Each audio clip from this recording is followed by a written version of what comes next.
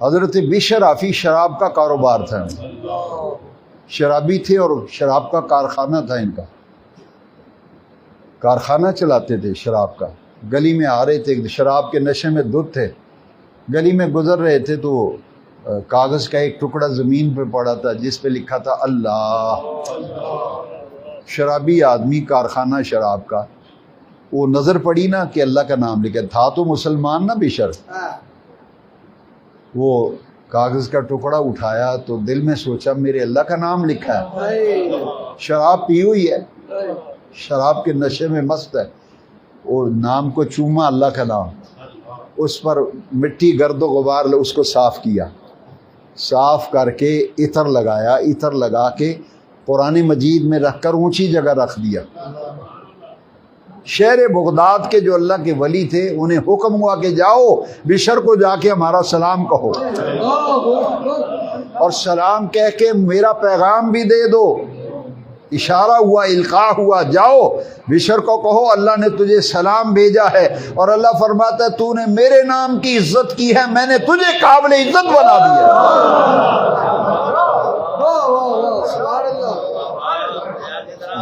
حضرت صاحب گئے شراب خانے کے دروازے پہ دستک دی نا تو چوکیدار آئے، انہوں نے کہا حضرت صاحب یہ شراب خانہ آپ مسجد نہیں ہے، نہ درس ہے نہ مسجد ہے نہ دربار ہے، آپ کدھر آ گئے؟ یہ تو شراب خانہ ہے۔ فرمایا نہیں مجھے یہاں ہی کام ہے آج۔ انہوں نے کہا یار یہ حضرت صاحب چنگے نہیں تھے، شراب خانے آئے؟ انہوں نے کہا نہیں یار میں نے بشر سے ملنا ہے، بشر سے ملواؤ۔ حضرت وہ تو شراب کے نشے میں مست ہے، اس کے منہ سے جاگ چھوٹ رہی ہے، بے ہوش پڑا ہوا ہے۔ فرمایا جاؤ اس کے جا کے کہو فلاں آدمی ملنے آیا ہے۔ انہوں نے جھنجھوڑا اٹھایا بات کر، وہ شراب کے نشے میں تھا، تھوڑا سا ہوش آیا، اس نے کہا کیا ہوا ہے؟ کہتے کہ وہ بزرگ آئے تجھے ملنے۔ وہ پریشان ہو گیا کہ بزرگوں کا میرے ساتھ کیا، میں تو اس لائن کا بندہ ہی نہیں۔ کہتے نہیں بول کے آ گئے کسی اور سے ملنا ہوگا، نام کی غلطی لگ گئی۔ ان کا چلو گل تو سنو نا پاویں بھول گئے نے۔ مالک کو لے آئے پکڑ دکڑ کے نا شرابی کو، انہوں نے کہا بشر میں رب کا سلام لے کے آیا ہوں، تیرے رب نے سلام بھیجا ہے، اللہ فرماتا ہے تو نے میرے نام کا احترام کیا، تو نے میرے نام کی عزت کی، میں نے تجھے قابل احترام و قابل عزت بنا دیا۔ اس کا عمل توبہ بن گیا۔ بشر آفی کا یہ عمل، ان کا نام بشر تھا، آفی تو بعد میں پڑھا رہا ہوں، وہ بھی میں بتاتا ہوں کیا۔ اسی وقت وہ منہ صاف کیا، جاگ نکل رہی تھی، غسل کیا، اس نے نہایا دھویا، کپڑے بدلے، دل کی دنیا بدل چکی تھی، دل کی دنیا بدل چکی تھی۔ پھر حالت یہ ہو گئی، دنیا نے دیکھا اس کی تہجد، اشراق، چاش، توابین، کوئی نفل نماز بھی اس کی قضا نہیں ہوتی تھی۔ شراب، کارخانہ شانہ، ہر شے ختم، ہر شے ختم، بس اس کے پکے ڈیرے مسجد میں لگ گئے۔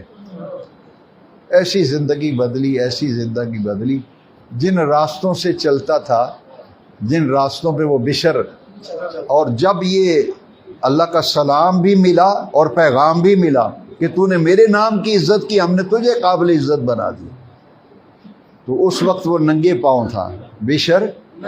ساری زندگی بشر نے جوتا نہیں پہنا۔ کیا میری توبہ قبول ہوئی تھی، رب کا سلام آیا تھا، اس وقت میں ننگے پاؤں تھا۔ بشر نے قسم کھا لی آج کے بعد جوتا نہیں پہنوں گا، جوتا نہیں پہنوں گا، اسی حال میں مجھے اللہ کا سلام ملا، پیغام ملا، میرے اوپر رب نے کرم کیا تو میں ننگے پاؤں تھا، شکرانے کے لیے زندگی بھر جوتا نہیں پہنوں گا۔ نام بن گیا بشر آفی، آفی کا معنی ہے ننگے پاؤں والا۔ اب بشر جب گلیوں میں چلتا تھا تو جانور گوبر نہیں کرتے تھے جن راستوں پہ وہ چلتا تھا۔ ہمارا بیٹا نہیں بات مانتا، آگے سے گالیاں نکالتا ہے، بیٹا سیدھا ہو جاتا ہے، جو اللہ اور رسول کا فرما بردار بن جاتا ہے پھر ہر شے اس کی فرما بردار بنتا ہے۔ امام احمد بن حنبل کتنا بڑا نام ہے، جو پڑھے لکھے لوگ ہیں ان سے پوچھیں ذرا، امام احمد بن حنبل مجتہد ہیں، مجتہد فقہ کے امام، اور بشر آفی ان پڑھ بندہ، شراب کا کاروبار تھا، کوئی عالم نہیں، کوئی پڑھا نہیں، کچھ نہیں، لیکن ایک عمل ایسا، لفظ اللہ کاغذ پہ لکھا، زمین پہ گرا ملا، مٹی لگی ہوئی تھی، جاڑا صاف کیا، عطر لگایا، اونچی جگہ رکھا، احترام کیا، عزت کی، اللہ نے فرمایا تو نے میرے نام کی عزت کی، میں نے تیرے نام کی عزت کر دی۔ احمد بن حنبل کو خواب میں اشارہ ہوا کہ شہر بغداد میں اللہ کے مقرب ترین بندوں میں سے سب سے زیادہ مقام بشر کا ہے۔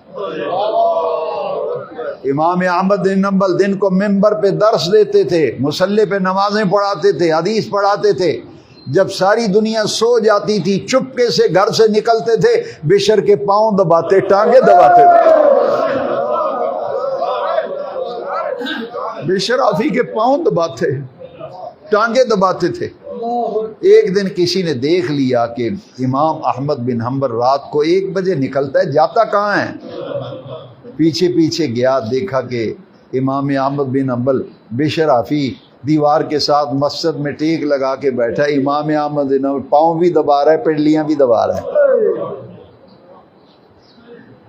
جب باہر نکلے نا امام محمد، اس نے کہا حضرت آپ امام ہیں وقت کے، مجتہد ہیں، اتنے بڑے عالم، اتنے بڑے فقیہ اور مجتہد، یہ فقیر سا آدمی اس کے پاؤں دباتے پھرتے ہیں، آپ کو آپ کے علم کا لحاظ نہیں ہے، آپ شریعت کے عالم، اتنے بڑے عالم، اور درویش مستال کے پاؤں دباتے ہیں آپ۔ امام احمد بن حنبل کی آنکھوں میں آنسو آ گئے، فرمایا ٹھیک ہے، شریعت کو میں زیادہ جانتا ہوں، شریعت والے کو یہ زیادہ جانتا ہے۔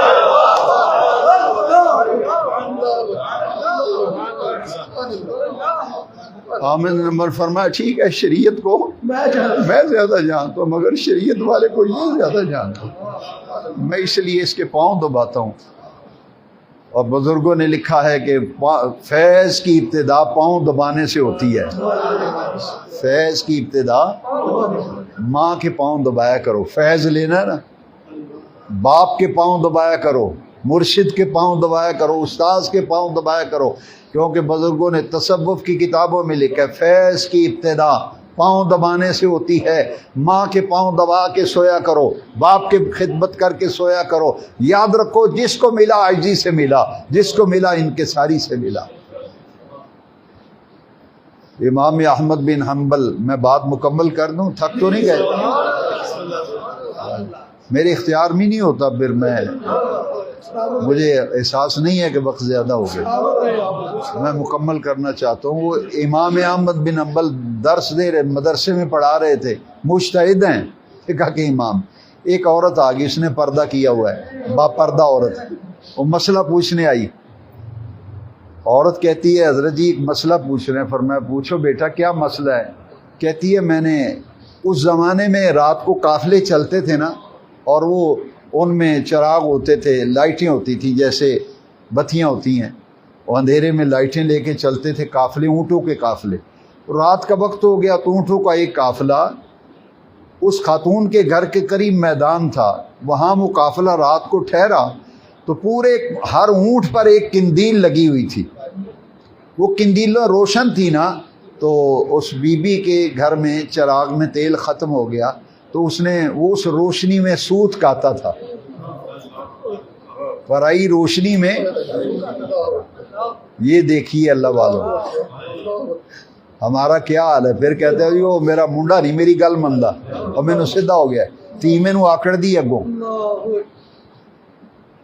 اس نے کہا کہ میں نے پرائی روشنی میں سوت کاتا ہے، پرائی روشنی میں اس کی کمائی میرے لیے جائز ہے یا ناجائز؟ حضرت جی دین بہت دور ہے،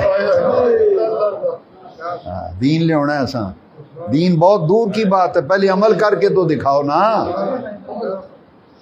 مسجد میں تو کبھی نظر نہیں آیا، جمعے میں تو کبھی نظر نہیں آیا، تو دین کیا لائے گا؟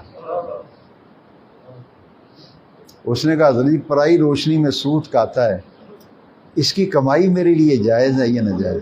امام احمد بن حنبل کے پاؤں تلے سے زمین نکل گئی، ایک دم چونکے امام محمد۔ فرمایا بی بی مسئلہ بعد میں بتاؤں گا، پہلے یہ بتا تو ہے کون؟